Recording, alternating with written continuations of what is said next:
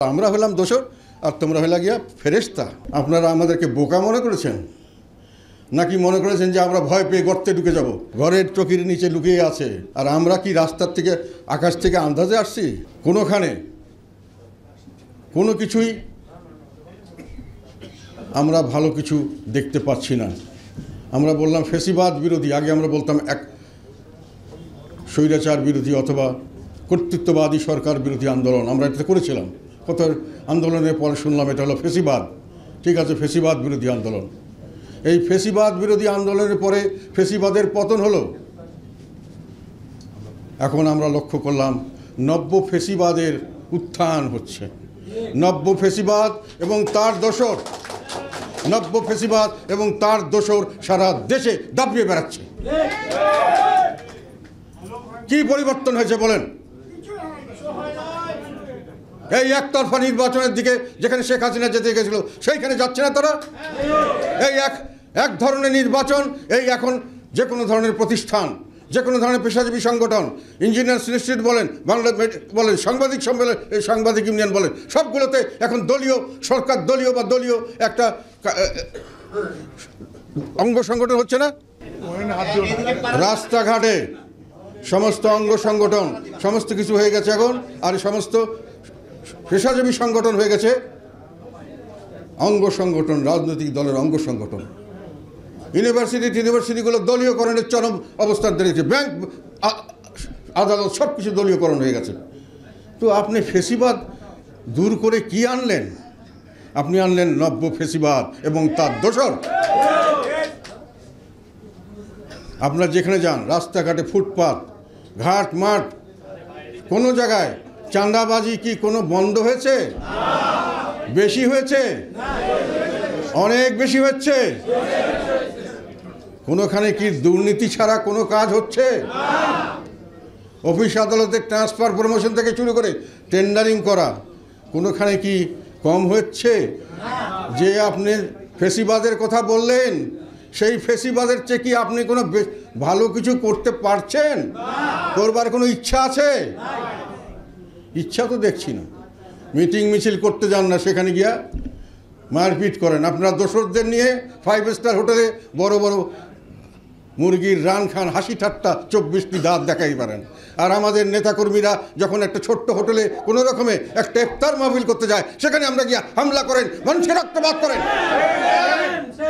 এই ফেসিবাদ কি জন্যই কি আমরা আন্দোলন করেছিলাম? এই ফেসিবাদ সৃষ্টির জন্যই আর তার দোসরদের সৃষ্টির জন্যই কি দেশের মানুষ রক্ত দিয়েছে? এর জন্যই কি ছাত্র রক্ত দিয়েছে? ছাত্রদেরকে আমি প্রশ্ন করতে চাই, কি পেয়েছেন আপনারা? কার কাছে কি পেয়েছেন? একটা ছাত্র যে ইউনিভার্সিটি যাবে পরীক্ষা দিতে, সে নাকি ছাত্রলীগ, তাকে ধরে মারতে হবে, ফিরতে হবে। মহিলাদেরকে পর্যন্ত বিবস্ত্র করে ফেলা হচ্ছে। আপনি যে কোনো লোককে যে কোনো জায়গায় ধরে নিয়ে যাচ্ছেন। আওয়ামী লীগ বলে, ছাত্রলীগ বলে, হয়তো আওয়ামী লীগ হলে সব আওয়ামী লীগ, সব ছাত্রলীগ কি ক্রিমিনাল? তাদেরকে কি আপনি ক্রিমিনাল চার্জ দিয়েছেন? চার্জ দিয়ে কি আপনি প্রমাণ করেছেন?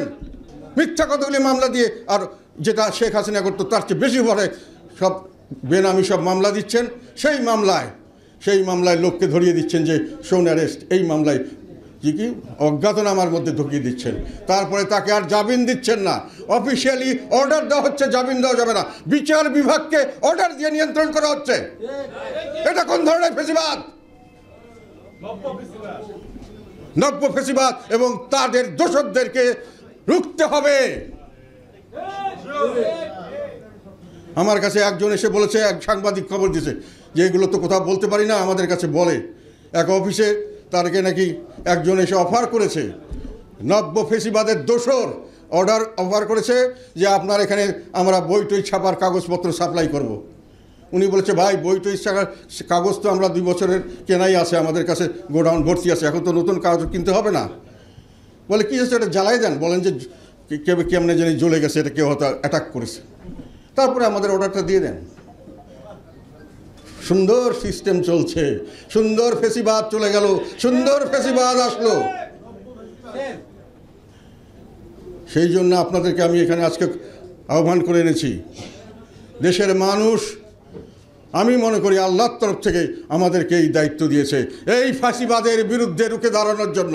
মাঠে মাঠে তারা সবাইকে শেষ করে দিচ্ছে, আমাদের মানুষকে মামলা দিচ্ছে এবং সেই মামলায় জামিন দেওয়া হচ্ছে না।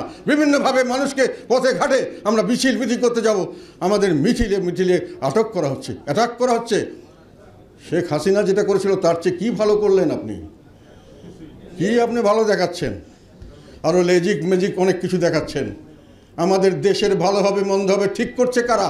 যারা এই দেশকে লাথি মেরে বিদেশের সিটিজেনশিপ চলে গেছেন। বিদেশে তাদের আরাম আয়েশ আছে, এখানে যদি ধ্বংস হয়ে যায়, আমরা যদি একজনকে মারামারি করি, কাটাকাটি করে শেষ, আমাদের রক্তাক্ত করে শেষ করা হলে ওনারা গিয়ে ওখানে সুখে শান্তিতে আবার বসবাস করবেন। এই সমস্ত লোক আমাদের ফিউচার ঠিক করে দিয়ে যাচ্ছেন আল্লাহর তরফ থেকে। এই রকম সংস্কার, এই ধরনের ফেসিবাদী শাসন আপনারা কি পালন করেছেন? নববর্ষ, এটার নাম ছিল মঙ্গল শোভাযাত্রা করেছেন, আনন্দ শোভাযাত্রা। কি আনন্দ দেখলাম! আমার কাছে যখন টেলিভিশনে আমি ছবিটা দেখলাম শুধু বিভৎসতা, কদর্যতা আর ঘৃণার বহিঃপ্রকাশ। রক্ত পড়ছে মুখ দিয়ে, এটি আমরা দেখলাম সকালবেলা উঠেই। আপনারা রক্ত পিপাসু করতে চাচ্ছেন, দেশবাসীকে প্রতিহিংসা পরায়ণ করতে চাচ্ছেন, ঘৃণার দিকে নিয়ে গেছেন। সাধারণভাবে আমাদের ছেলেমেয়েরা স্বতঃস্ফূর্ত যে নববর্ষ পালন করতো, তারা কোথায়? তাদেরকে আপনার কোনো পারমিশন দেন নাই, শুধু দোসরদের পারমিশন দিয়েছেন। তাদের এখন লোকজন যাচ্ছে না, কিন্তু গান বাজনা ধামধাম খুব চলছে। সাধারণ মানুষকে আপনি নববর্ষ পালন করতে দেন নাই। ঘৃণা দিয়ে, কদর্যতা দিয়ে, কুৎসিত দিয়ে যে নববর্ষ শুরু করেছেন, সেই নববর্ষ তো আপনি নিয়ে যাবেন রক্তপাতের দিকে। সেই নববর্ষ শেষ হবে প্রতিহিংসা দিয়ে। এটাই তো আপনার দেশ চলছে এখন, এবং সরকারি পৃষ্ঠপোষকতায়। নববর্ষ তো সরকারি পৃষ্ঠপোষকতার দরকার নাই। মানুষ নিজের সমস্ত ধর্ম বর্ণ সমস্ত গোত্রের মানুষ এই নববর্ষটা পালন করতে একসাথে। এরশাদ সাহেব এই জন্য এই দিনকে ছুটির দিন ঘোষণা করেছিলেন। কেন ঘোষণা করেছিলেন? যে সবাই সুযোগ পাবে, সবাই মিলেমিশে একটা উৎসব পালন করবে। এটা আমাদের ঈদ উৎসব না, এটা পূজা উৎসব না, এটা নিউ ইয়ার আর কী বলে জেসাস ক্রাইস্টের উৎসব না, কোনো সবার মিলের একটা উৎসব। সেখানে সবাই আমরা বাংলাদেশের মানুষ কাঁধে কাঁধ মিলিয়ে যাব। আপনি হিল ট্রাক্স থেকে এখান থেকে ওখান থেকে এনে লোক না চালেন। তারপরে কি করলেন? এই সব লোককে দিয়ে আমরা একটা পাকিস্তান আমলে দেখেছি, শেখ হাসিনার আমলে দেখেছি, সব আমলে দেখেছি, মাইক দিয়ে খুব ধুমধাম, আমরা খুব আনন্দে আছি, খুব সুন্দর। যখন ইলেকশন ভালো হতো না, তখন দেখতাম টেলিভিশনে দেখাতো কিছু লোক ভাড়া করা। এত সুন্দর ইলেকশন কোনো সময় দেখি নাই। ওই ভাড়া করা জিনিস দেখাই দিলেন। আপনারা আমাদেরকে বোকা মনে করেছেন, নাকি মনে করেছেন যে আমরা ভয় পেয়ে গর্তে ঢুকে যাব? বয়স হয়ে গেছে, আমাদের ভয় পাওয়ার কিছু নাই, এমনি আমাদের চলে যাওয়ার সময় হয়ে গেছে। কাজেই ভয় দেখাবেন না, আমাদের সঙ্গে অনেক তরুণ আছে। আপনাদেরকে আমরা এই কারণেই আমি আজকে আপনাদের ডেকে এনেছি। আমার প্রত্যেকটি জায়গায় আমার মানুষ আছে, যতই চেষ্টা করা হোক সেই মানুষ থাকবে ইনশাল্লাহ। এবং আমাদেরকে যে দুর্নাম দিয়ে আমাদেরকে বিভিন্নভাবে যে পিছিয়ে হটে দেওয়ার চেষ্টা করেছে, আমরা সুবিধাবাদী, আমরা সুবিধাভোগী, এখন আপনাদের প্রমাণ করার সময় এসেছে। জনগণের প্রয়োজনে আমরা সব সময় ছিলাম, জনগণের প্রয়োজনে সব সময় সামনের দিকেও থাকবো ইনশাল্লাহ। থাকবেন না? থাকবেন। আপনাদের মধ্যে অনেকে থাকবে না। অনেক বড় বড় নেতা আসে নাই, ভয় পায়। এখন আপনাদের সঙ্গে সবাই আসছে, যারা পদবি হেন তেন, এখানে বসবো না ওখানে বসবো, পিছনে কেন বসবো, আমি এত কিছু, এত আমার ত্যাগ, এত কিছু আমার থাকতে হবে, এই আমি করেছি সেই করেছি। এরা কোথায়? এরা ঘরের চকির নিচে লুকিয়ে আছে, কেননা তারা অপরাধ করেছে। আমরা অপরাধ করি নেই, সেই জন্য বুক ফুলে আছে। আপনারা অপরাধ করেন নেই, সেই জন্য এখানে আসছেন। আমরা বুক ফুলে আসছেন। যারা খাটের নিচে আছে তারা খাটের নিচেই থাকবে না? তাদেরকে খাটের নিচেই রাখতে হবে। দেশের জনগণ তাদেরকে আর গ্রহণ করবে না, আমাদের দল হোক আর যে দলেরই হোক। সেই জন্য বলছি, সামনের দিকে এই অসহায় মজলুম মানুষদের পাশে দাঁড়াতে হবে আপনাকে। সহজ হবে? নব্য স্বৈরাচার আমরা একটা একদম সাধারণ একটা অনুষ্ঠান, যেটা সারা বিশ্বের মানুষ করছে, মুসলমানরা করছে, খ্রিস্টানরা করছে, সব দেশের লোক করছে। এই যে ইসরায়েলের যে বোমাবর্ষণ আমাদের এই প্যালেস্টাইনি শিশুদের উপরে, মহিলাদের উপরে, বেসামরিক নাগরিকদের উপরে, যারা কোনো কিছুর মধ্যে জড়িত না, সাধারণ মানুষের উপরে, অসহায় মানুষের উপরে, সেটার বিরুদ্ধে আমরা প্রতিবাদ করতে পারবেন না। কেন পারবেন না? এটা তো ফেসিবাদ এখন, নাকি বলেন না কেন যে এটা ফেসিবাদ? কাজে এখানে এইসব কাজে প্রতিবাদ করা যাবে না, এটা ফেসিবাদ চলছে এখন। আর আমার দোসররা এটাকে বাধা দিবে নাকি? বলেন, জিজ্ঞাসা করেন আপনার উত্তরটা কি? কেন আমরা করতে পারবো না? আমার লালমনিরহাটে আমার প্রোগ্রাম করে, সেখানে আমাদের যথেষ্ট সমর্থন আছে, আমাদের মানুষ আছে। পুলিশ এসে বাধা দিল, তারপরে হেলমেট দাঁড়িয়ে লোক এসে আমাদের পার্টি অফিস ধামলা করলো, আমাদের করতে দেবে না, করলে অ্যারেস্ট করা হবে। অন্য জায়গায় আমাদের লোক করতে গেছে, করতে পারবেন না। আরে আমি একটা বাংলাদেশের নাগরিক, আমার অন্তর কাঁদছে, আমার এখানে আমার প্যালেস্টাইনি শিশুরা মারা যাচ্ছে, আমি তার জন্য রাস্তায় দাঁড়িয়ে কাঁদতে পারবো না? আপনি কোন ফেসিবাদ এটা বন্ধ করবেন? আমি কেন এই সময় ফেসিবাদকে আমি রুখে দাঁড়াবো না? আমাকে অ্যারেস্ট করবেন, পুলিশের কাছে গেলে প্রোটেকশন নাই, তারা আরও অ্যারেস্ট করার ভয় দেখে না। না, আপনার পাশে আসবেন না, আপনার কোনোখানে আসবেন না। কেন আসবেন না? যেহেতু আমরা ফেসিবাদ, আমরা অন্য কাউকে আসতে দিব না। আমরা এবং মামুরা ছাড়া আর কেউ দেশের মধ্যে থাকতে পারবে না। কেউ দেশাত্মবোধক নাই, কেউ দেশের প্রেমও নাই, সবগুলো হলো মানে খারাপ মানুষ। আমরাই ভালো, আমরা এবং মামুরা এরই হলো ভালো মানুষ। আর আমরা কি রাস্তার থেকে, আকাশ থেকে আন্দাজে আসছি? আমরা কি বিদেশি নাগরিক নিয়ে বসে রয়েছি, নাগরিকত্ব নিয়ে, যে এই দেশের আকাশ বাতাস যতই ঘোলাটে হোক, যতই আমার প্রতিকূল অবস্থা হোক, যতই দূষণ হোক, আমার তো অসুবিধা নাই। 3 দিন একে থাকবো, আবার 10 দিন হাওয়াই বিভিন্ন জায়গায় সি বিচে আমি ফ্রেশ হয়ে থাকবো, তাহলে আমার অসুবিধা কি? সেই জন্যে আপনাদেরকে ডেকে এনেছি। সত্যিকার অর্থে যত রকম দুর্নাম যদি ঘুচাতে চান, মানুষকে যেটা ভাবে বিভিন্নভাবে আমাদের বিরুদ্ধে অপপ্রচার, সেটা থেকে করতে রক্ষা পেতে, সেটা থেকে চিরদিনের জন্য যদি মুক্তি পেতে চান, এখন দাঁড়িয়ে যান, এবং দাঁড়িয়ে যান জনগণের পাশে। 5 জন লোক হলে থাকবে, 1 জন হলে 1 জনই দাঁড়ান, প্রতিবাদ করেন, ফেসিবাদের বিরুদ্ধে প্রতিবাদ করেন। ফেসিবাদকে রুখতে হবে বলে দাঁড়ান, একাই দাঁড়ান। 100 আসবে, 1000 আসবে, 1 লক্ষ লোক আসবে। কোনোখানে মানুষের ব্যবসা বাণিজ্য করতে পারছে না, কোনোখানে কোনো কিছু করে শান্তি পাওয়া যাচ্ছে না, আর অসহায় মানুষের কান্নার দেখার কোনো কেউ নাই। কার কাছে যাবেন? আমি পুলিশের কাছে যাবেন? পুলিশের কোন আর্মির কাছে যাওয়া হচ্ছে, আচ্ছা আমরা দেখছি, কিছু হচ্ছে না। মিল ফ্যাক্টরি জ্বালিয়ে দেওয়া হবে, এই ভয় বৃত্তি দেখিয়ে প্রচুর মানুষের কাছে চাঁদাবাজি করা হচ্ছে।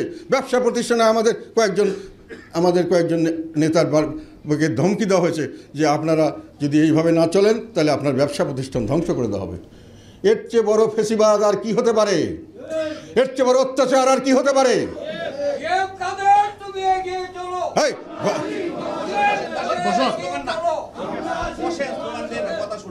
ঘরের ভিতরে স্লোগান চলবে না, স্লোগান দিবা বাইরে, ফেসিবাদের সামনে। ফেসিবাদ যখন মারবে তখন রক্ত দিয়ে ফেসিবাদকে রুখতে হবে। এই ফেসিবাদকে রুখতে হবে রক্ত দিয়ে। যেখানে যেখানে আমাদেরকে বাধা দেওয়া হবে, সেখানেই প্রতিরোধ হবে। আমি আপনাদেরকে কাউকে আক্রমণ করার জন্য বলছি না, কিন্তু আক্রান্ত হলে আপনারা নিজেকে সেভ করবেন, আর দরকার হলে জীবন দেবেন। কত রক্ত চাও? পহেলা বৈশাখে যে রক্ত দেখিয়েছ, কত রক্ত চাও আমাদের থেকে? রক্ত খেয়ে চলে যাও, দেশকে মুক্ত করে যাও। পেট ভরে গেলে চলে যাও, দেশকে রক্ষা করতে পারো। মানুষের কাছে আমরা সংগ্রাম করি নাই? শেখ হাসিনার বিরুদ্ধে সবচেয়ে বড় কথা, শক্ত কথাগুলো কে বলেছে? সবচেয়ে বড় শক্তি আমরা দেখানো। এই 1 জুলাইয়ের পর থেকে 3রা জুলাই কে সবচেয়ে প্রথম কথা বলেছে এই ছাত্রদের জন্য? আজকে আমি ছাত্র সমাজের কাছে আমি জানাতে চাই, তোমাদের কাছে আমার প্রশ্ন, কে বলেছে সবচেয়ে প্রথম তোমাদের কথা? কে বলেছে এটা কোটা বিরোধী আন্দোলন নয়, এটা বৈষম্য বিরোধী আন্দোলন? কে বলেছে যে এই বৈষম্য বিরোধী আন্দোলনে আমাদের দেশের মানুষ, বাঙালির বৈশিষ্ট্য কোনোদিন পিছু হটে না, সর্বোচ্চ সব ত্যাগ স্বীকার করতে তারা রাজি থাকে, তারা কখনোই পিছু হটে না যতক্ষণ পর্যন্ত না এই বৈষম্য বিরোধী আন্দোলনে জয়লাভ করা যায়। সরকারকে বলেছিলাম, হুঁশিয়ার, আপনি বিরাট বিপদে হাত দিয়েছেন। কে বলেছে? অন্য কোনো দল বলে নাই, জাতীয় পার্টি বলেছে।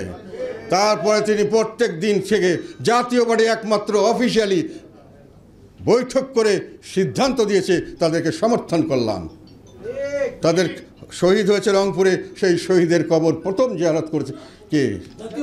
তার পরিবারকে সান্ত্বনা দিতে গেছে কে? আর আপনি বলেন ছাত্ররা লাফাচ্ছে, আমরা নাকি দোসর। আহা, তুমি কোথায় ছাত্র নেতা হলা? কেমন করে হলা? কেমন করে এখন শান শওকাতে চলো, 5 স্টার হোটেলে চলাফেরা করো? কেমন করে? আমাদের রক্তে দিয়ে, আমাদের পরিশ্রমের জন্য। আর আমরা হলাম দোসর, আর তোমরা হইলা গিয়া ফেরেশতা। সেই জন্যে বলছি যে আমাদের দলের উপরে আল্লাহর তরফ থেকে এসছে। এনারা, আমি কালকে বলেছি, আজকেও বলছি, সংস্কার টংস্কার এগুলো কিচ্ছু না। আপনি 50% লোককে বাদ দিয়ে আপনি সংস্কারের প্রস্তাব করছেন, এটা করছেন, তেন করছেন। এগুলো তো আপনি যখন পরবর্তীকালে যদি সত্যিকার নির্বাচন হয়, সেই নির্বাচনে আমরা যদি আসি, তখন তো আমরা আপনার এই সংস্কার দেখব না, আমরা নিজেই সংস্কার চিন্তা করব। কারণ আপনারা যে সংস্কার করছেন, এটা তো এলিয়ান আইডিয়া। এলিয়ান মানে অন্য গ্রহের থেকে আসা আইডিয়া। আপনি তো এই গ্রহের মধ্যে নাই, আমরা তো এই গ্রহে বসবাস করি। আমরা তো বিদেশি গ্রহের থেকে আসে, এখানকার সিস্টেম তো চলবে না। আর ইলেকশন ছাড়া এই দেশের কোনো রক্ষা করার কোনো উপায় নাই। অবাধ, সুষ্ঠু এবং ইনক্লুসিভ, মানে অবাধ সুষ্ঠু মানে হলো ইনক্লুসিভ নির্বাচন। সব দলমত মিলিয়ে যদি নির্বাচন হয়, দেশে বিদেশে এটা গ্রহণযোগ্য হবে। না হলে সেই নির্বাচন কোনো গ্রহণযোগ্যতা পাবে না। গ্রহণযোগ্যতা না পেলে সেই সরকারের বৈধতা থাকবে না। বৈধতা না থাকলে কেউ কোনো লং টার্ম এগ্রিমেন্ট করবে না, কেউ কোনো ইনভেস্টমেন্ট করবে না। এমনকি বৈধতা হলেও, সকলে মিলে নির্বাচন করলেও, বৈধ হলেও যদি আইন শৃঙ্খলা স্থিতিশীল না হয়, তাহলে কেউ এখানে বিনিয়োগ করতে আসবে না। বিনিয়োগ না করতে আসলে আপনার দেশে কোনো চাকরি সৃষ্টি হবে না, আপনার ইনকাম বাড়বে না। দেশের মানুষ, সাধারণ মানুষরা চাকরি হারাচ্ছে, ইয়াং ছেলেরা, যুবক সমাজ নতুন করে বেকার হচ্ছে, মিল ফ্যাক্টরি বন্ধ হয়ে যাচ্ছে। কৃষকরা অনেক বাহাদুরি দেখানো হয়েছিল গত সরকার আমলে, কি যে আমরা জিনিসের কি পেঁয়াজ রসুনের দাম কমে ফেলছি, আলুর দাম কমিয়ে ফেলছি। তখন আমি বলেছিলাম, আমি সাংবাদিক সম্মেলনে বলেছিলাম যে রংপুরে গেছি, কৃষকরা কাঁদছে। আলুর চাষি বলেছে, স্যার আমার আলুর যা খরচ হয়েছে তার 25% আমি বিক্রি করে পাচ্ছি, বাকিটা ফেলে দিতে হচ্ছে, গোডাউনেও জায়গা নাই, আমি কোনো কোল্ড স্টোরেজ পাচ্ছি না। পেঁয়াজও এই অবস্থা হয়েছে।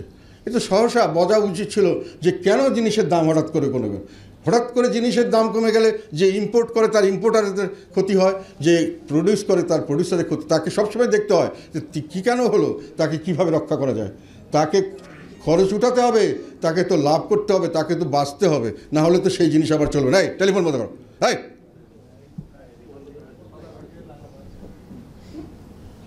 সেই জন্যই ওনারা তো সেটা দেখেন নেই, হাততালি দিয়েছেন। গ্রামের কৃষক কেঁদেছে, 3টা কৃষক পেঁয়াজের জন্য দাম পায়নি, জন্য আত্মহত্যা করেছে। আমি যা শুনলাম, পেপারে দেখলাম। এই তো হলো ঘটনা।